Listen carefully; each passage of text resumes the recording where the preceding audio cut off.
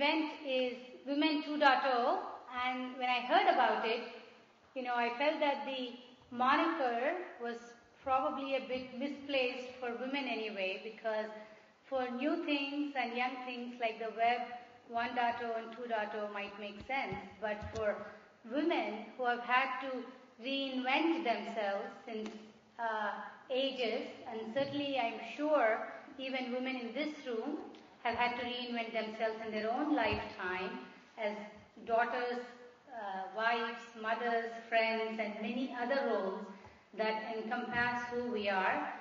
We are not a 2.0. We may be a 10.0 or whatever you want to use, but certainly not a 2.0. That was my first thought coming into this women's event. But anyway, just to kind of understand your backgrounds, how many of you are from an engineering background? Can you do show of hands? Almost all of you. How many of you with sales background? Some. Marketing? Few. Finance? Almost no one that I can see. Then also, in terms of what you aspire to be, how many of you think you want to be someday CEO of a company? Okay, that's very encouraging. How many of you think that your career goal you would consider successful if you were, let's say, a vice president? Okay, a manager? Boy, everyone wants to be a CEO here, and that's certainly a very, very notable thing, because I want to talk later on about choices that we make and what it takes to achieve those goals. Maybe the last thing I want to ask you here to get a representation, maybe a moot point, considering the career ambition and goals that all of you have. But let me ask anyway.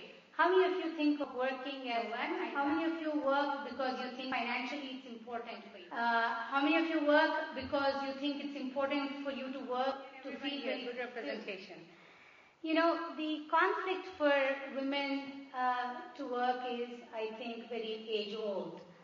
To work or not to work is a constant topic of conversation in almost any women's gathering. And how much to work, when to work, is a perennial topic. And so is glass ceiling and work-life balance. These are kind of the constants that I find in any women gathering, Glass ceiling and how do you find work-life balance. So let's address those up front. And equally, stereotyping of women is global, and I'm sure if we went around, we will all have some anecdote where, as a working woman, you had some stereotype that you faced, and two come to my mind immediately. I could probably think of 20, but two come to my mind. One that happened recently in India, and one in US when I was many years younger. I remember I started running my own company when I was about 30 years old, and our CTO on that day had to urgently leave home because his son had to be taken to the hospital or something, and he had someone that was coming to interview. So I said, and he didn't have time to inform him, I said, so you leave, I'll interview him. So this gentleman walked in, and we were a startup at that time, so we had maybe 4 or 5 rooms in our office, so we were fairly small as the size of a company. So when this person came in, I said, please come in, and took him to the conference room and sat down to chat with him. And he said, I would rather, so he asked me where Raja was our CTO, and I said, no, he had to go home. And he immediately said to me, well, I can come back another day when your husband is available in the office. So there is the automatic assumptions that we make about working women and their success and how that relates to their own individual effort. And and there are countless examples like this. Actually, White House had invited a group of technology CEOs to talk about, this was during the Bill Clinton's administration, to talk about how the government could be more supportive of technology initiatives. And there was, people like Andy Grove and other key business leaders. And there was only one woman CEO, Carol Bartz. And then as they all sat around the round table to have this very important discussion, and she was seated at the round table, somebody came and told her, admins need to not sit at this table, they need to go sit over there, and she was CEO of Autodesk, right? So you take this with a little bit of humor, because if you get yourself too worked up about stereotypes, then I think you would be wasting your energy in the wrong channel.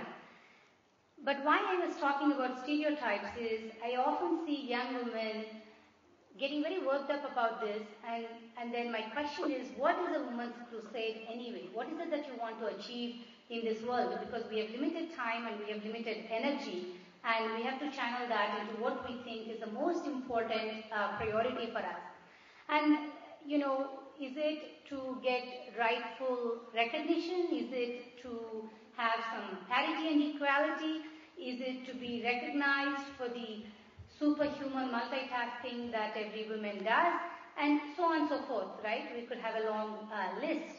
But I think what should be crusade of a woman has to be individual, but as a whole body of working women, I believe in two things. This is my personal belief on what ought to be a women's crusade. First one, which is probably not relevant to this gathering at least, maybe relevant to the audience but not relevant to this event, that is close to my heart, is increasing violence against women. This bothers me a lot, and I believe, and we won't make it a focus of our conversation today, but suffice it to say that I believe that the only way that cycle will change is when there is solidarity among women to solve for the problem collectively, rather than look for external measures and external protections through which they expect to have safety in their homes, safety in their workplaces, safety on the streets.